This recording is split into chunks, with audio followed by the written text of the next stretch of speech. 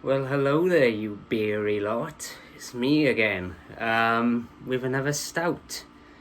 And as you can see, bit of a break from the norm. I've already poured it, and there is a reason behind this. You know, I like the pour, and Mark will tell you that every time.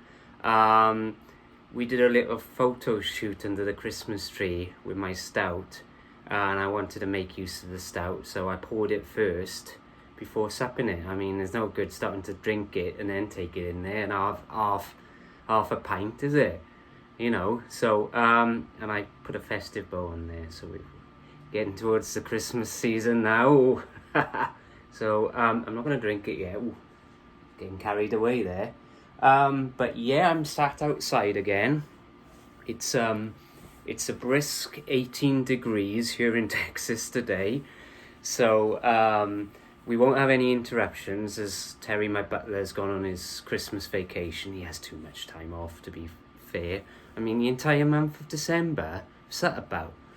So I am reviewing today another Samuel Smith beer, because I've got 3 different ones. Well, obviously you saw the first one.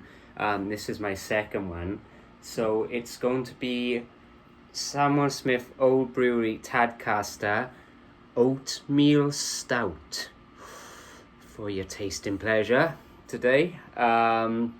So as I said, I've poured it. Now, obviously, I've talked a little bit about the brewery up in Yorkshire there, so I'm not really going to talk much about that today.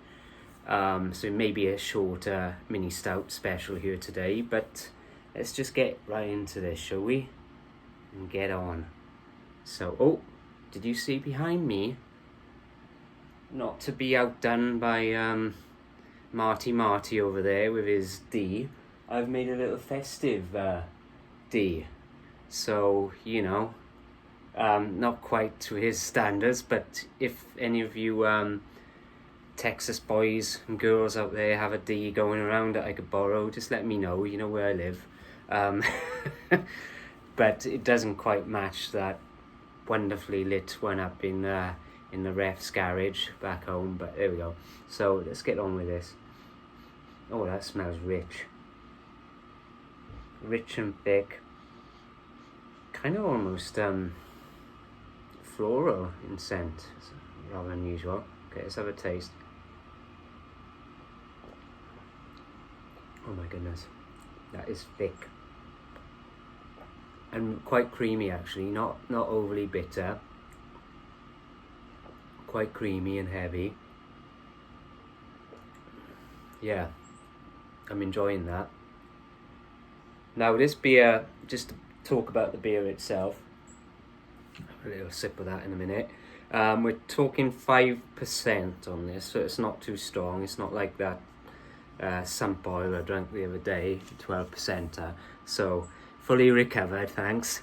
And yeah, 5%. So the how they do this, make this oatmeal stout, which contains yeast and hops and malted barley and roasted barley, so a good mix there. It's fermented in open-topped stone Yorkshire squares. So I just want to show you on the back of the bottle, they do have a little picture of the process. You see that? Which I thought was rather nice, that they showed and go into detail a little bit about it. So obviously using oatmeal, so I thought that was interesting. I'm sure if you go on their website, they might give you a little bit more information on that whole process, or even if you're up in Tadcaster itself, you may be able to do a little brewery tour. Probably post COVID. Hopefully, I don't know if they're doing them right now, but yeah, we're kind of back to Yorkshire once more after Martin's one as well. So let's just get into drinking a bit more of this. Obviously, I'm more of a sipper.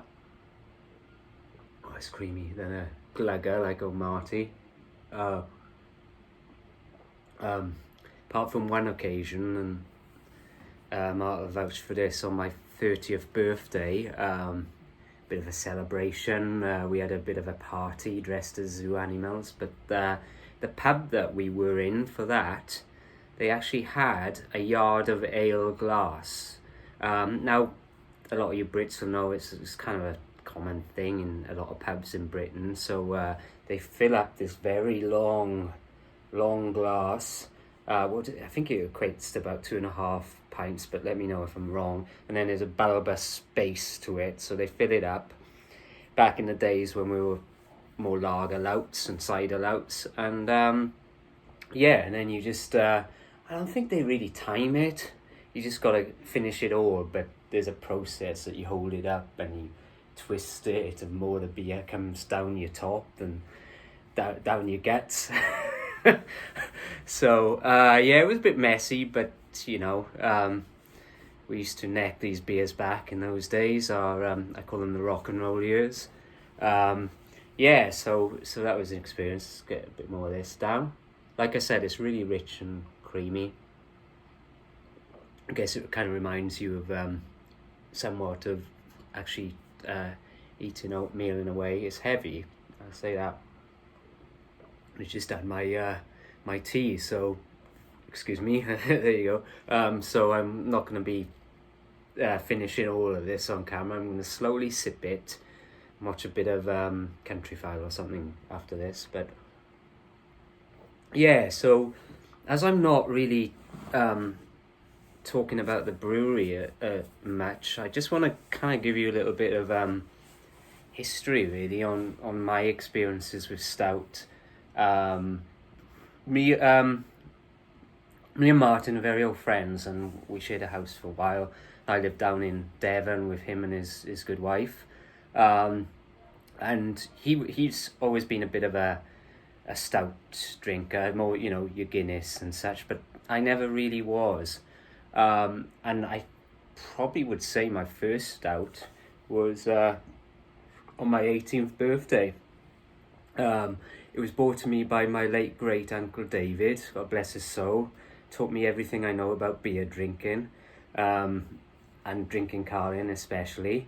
But he took me for my first pint down a local pub in Blackmill called the what would it have been? It was the Fox and Hounds, and he bought me a lovely pint of Guinness, and I did enjoy it, but I never really drank any stouts as such. It would normally be ciders or Carlins, and then after that, when I was in university with Martin, we did a bit of a Irish trip, and obviously being in Ireland, we were drinking frequently Guinness, and so I was drinking quite a bit then and thoroughly enjoyed it, but it wasn't for me. Obviously I have a broader range of beers and stouts now, and some of my friends, especially my friend Mike Burns, he'll kind of vouch. I was never big into IPAs either.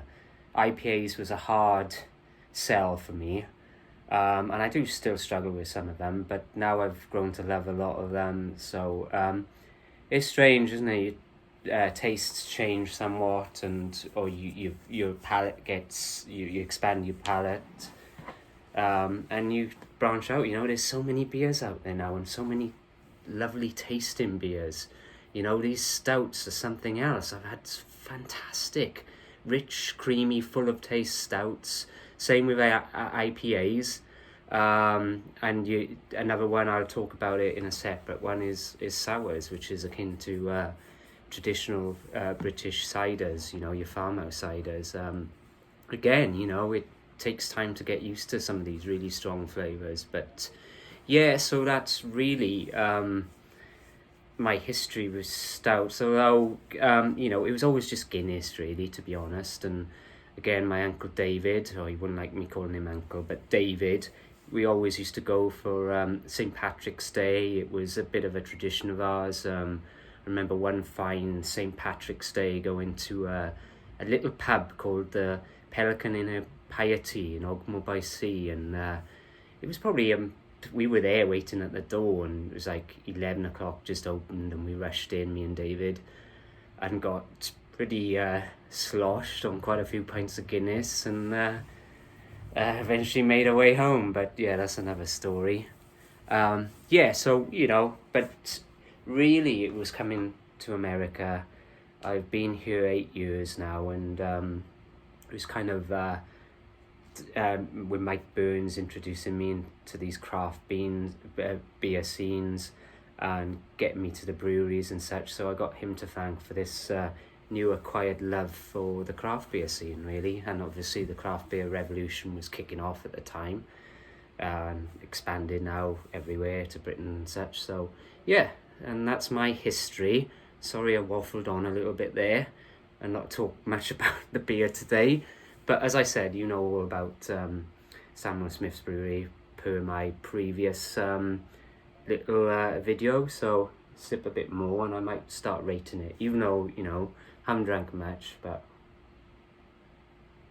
it's very calm out here tonight. Oh, that gets better with every sip. Oh, that's delicious. Very rich, and you know, it's been sat and it's got a, you know, a bit more of a room temperature to it, so you're picking up the taste and the flavours a little bit more. So I do recommend you check out Samuel Smith's old brewery. They have such a vast range. They have, like I said before, that wonderful Christmas, well, it's a winter ale that they do. I think I have that lined up for this year, and I have another stout, a nut stout, to try them. But check them out and try and purchase some of their wonderful beers. I am going to rate this. I'm going to give it a 7.5. I think that's quite generous for this one. I am enjoying it. I think I preferred the chocolate one a little bit more, but not to knock this. This is most enjoyable. And we shall see where the nut one stands. I don't know when that'll be, probably later this month. You know, we're getting into Christmas season and Christmas stouts. And yeah, and like Martin said previously, if you have any recommendations for Christmas stouts here and also very much in the UK, please pass that on to us. I know it's kind of tricky for Martin over there, or Punky, to try and find some of these, but yeah, send us your recommendations. So this is Micken signing off here. Stay safe, stay warm, and look out for our next one. Ta-ta, me ducks.